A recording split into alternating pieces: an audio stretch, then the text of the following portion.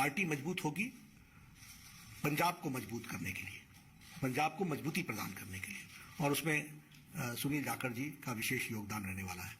मैं पुनः आपका अभिनंदन करता हूं, स्वागत करता हूं, और मैं निवेदन भी करूंगा सुनील जी से कि आप जरूर कुछ अपने उद्गार कहें। और बहुत बहुत धन्यवाद आदरणीय बीजेपी के अध्यक्ष नड्डा साहब, जो आपने मुझ जैसे व्यक्ति को माननीय प्रधानमंत्री नरेंद्र मोदी जी, माननीय देश के गृह मंत्री अमित शाह जी, उनके साथ उनकी सहमति से मुझ जैसे व्यक्ति को आज अपनी पार्टी में शामिल होने का ये मौका दिया।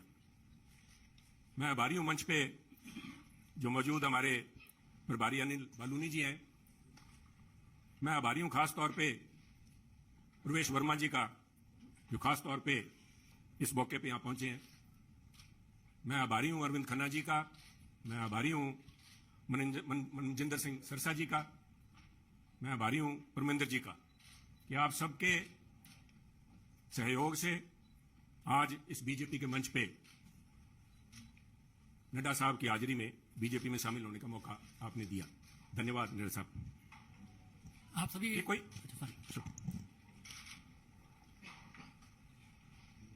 कोई आसान काम नहीं होता। 50 साल का संबंध मेरा कांग्रेस से है। हमारी 3 पीढ़ियां कांग्रेस पार्टी में सन 1972 से लेकर आज 2022 तक हमने पार्टी को अपना परिवार समझ के अच्छे बुरे समय में साथ रहे हैं। और एक चीज जो मैं समझता हूं, जिसकी वजह से, जिस आत्मीयता से और जिस खुले दिल से बीजेपी के शीर्ष नेतृत्व ने और नड्डा साहब ने आज मिलने का मौका दिया, उसका सबसे बड़ा कारण था कि सुनील जाखड़ ने राजनीति को निजी स्वार्थ के लिए इस्तेमाल नहीं किया।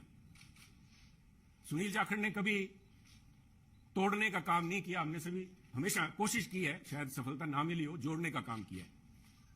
और मैं एक ऐसे सूबे से संबंध रखता हूं, एक ऐसे प्रांत से आता हूं जो गुरुओं, संतों, पीर, पैगंबरों की धरती मानी जाती है।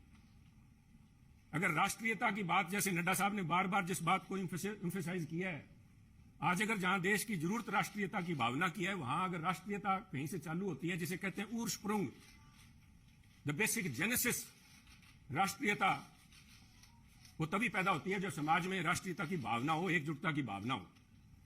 और पंजाब का मूल मंत्र ये रहा है, गुरु साहब ने, गुरु नानक देव जी ने सर्व साझीवालता की बात कब की थी? आज भी उस पर पहरा देने के लिए पंजाबी उसी तरह तत्पर खड़े हैं। अगर सुनील जाखड़ ने आज एक परिवार से 50 साल का रिश्ता तोड़ने की नौबत आई तो कोई आधारभूत बातें थी, किसी कोई व्यक्तिगत झगड़ा नहीं था। झगड़ा राष्ट्रीयता को लेके, पंजाब की अखंडता को लेके, पंजाब की जो भाईचारा है, भाईचारक सांझ है, जिसको कि टेररिज्म AK-47 की गोलियां नहीं तोड़ पाई। जहां आपसी भाईचारे में, चाहे वो सिख हो चाहे हिंदू हो, उनके अंदर किसी किस्म का कोई द्वेष की भावना पैदा नहीं हुई। 25,000 से ज्यादा पंजाबियों ने कुर्बानी दी। पर आप भी गवाह हैं, साहब, पड़ोसी दे, आपका तो पड़ोसी सूबा है, आप तो जब हिमाचल से चलते हैं, पंजाब के बीच में से होके जाते हैं, कभी भी कोई फर्क नहीं आया, किसी किस्म का कोई किसी सोच ही नहीं आई। और उसी राष्ट्रीयता की भावना के लिए पहरा दे के सुनील जाखड़ ने अपनी 50 साल की जिंदगी का वही मूल मंत्र था। परंतु दुख इस बात का है, मैं बड़े भरे मन से कह रहा हूं कि आज जब अपने परिवार से नाता तोड़ के दूसरी जगह जब मैं आया हूं यहां पे, तो उसका कारण यह था कि सुनील की आवाज, सुनील को इस बात के लिए कटघरे में खड़ा किया गया कि उसने इस बात का विरोध किया कि आप पंजाब को जाति पाति धर्म के नाम पे नहीं तोड़ सकते।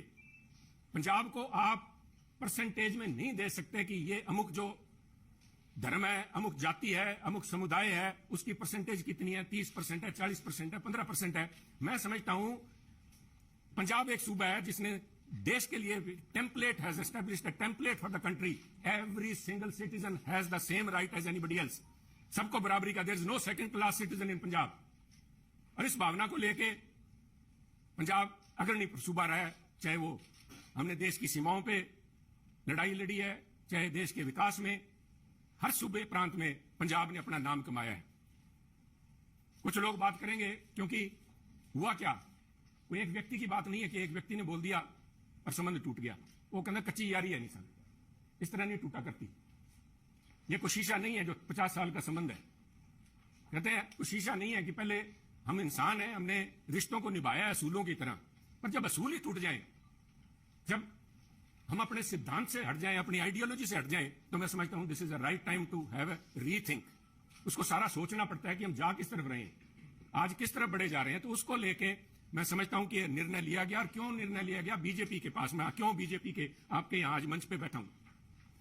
सब तरह तरह की अटकलें लगाई जा रही थी, सुनील को लेके कयास लगाए जा रहे थे, क्योंकि बड़ा स्वाभाविक था। जिस दिन से नड्डा साहब आपने देखा कि मैंने गुड बाय बोला, मेरी तरफ से तो गुड बाय 11 तारीख को, जिस दिन मैंने देख लिया कि आवाज के ऊपर पाबंदी लगाने के लिए नोटिस जारी किए जा रहे हैं, तो आवाज नहीं रोकी जा सकती। सुनील को आप पद से हटा सकते हो, किसी से दूर कर सकते हो, सुनील की आवाज गिरवी नहीं रखी जा सकती। आवाज राष्ट्रीयता के लिए उठेगी।